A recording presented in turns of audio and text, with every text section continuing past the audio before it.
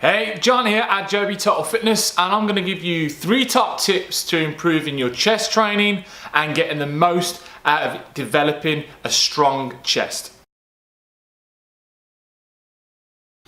Now, tip number 1 is one that we can relate to every muscle that we're trying to improve and develop. We're looking to isolate that muscle.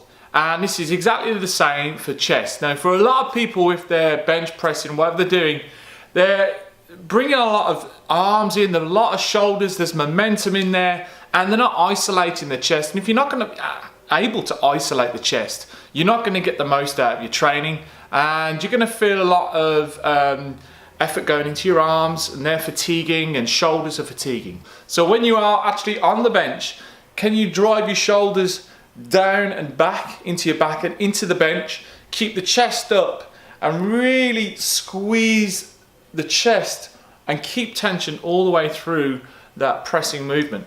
And if you can do that, that muscle is going to develop because it is under tension through the full range, the shortened range, and there's nothing else coming into play to help. So first thing, isolate the working muscle. So tip number 2. Like any muscle that we're trying to develop, we've got to take it through its full range, all the way through its shortened range.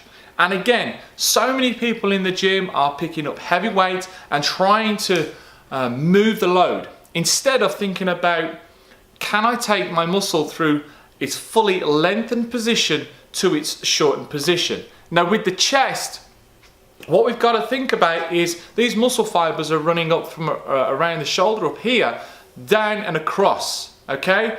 Now if we are able and think about taking them to its lengthened position, so from here, all right, and for a lot of people, when they're bench pressing, they're coming here, all right, and we're getting a shortened, we're not lengthening the pec muscles to its lengthened position. So we're going to keep the elbows up. We're going to sink them down if we're looking at solely on strength training, but if we're looking at developing a muscle, then we have to take it through from its lengthened to its shortened position. So we've kept the elbows up high to get that length into the pecs. And now I'm thinking about keeping that tension, keeping the chest up and driving my elbows together and squeezing my chest as hard as I possibly can. Now on the way down, I'm not going to lose that tension all the way back down to that lengthened position. All right, so again, bring the weight down and think about going from the lengthened position to the shortened position, not this short range and just trying to get reps out.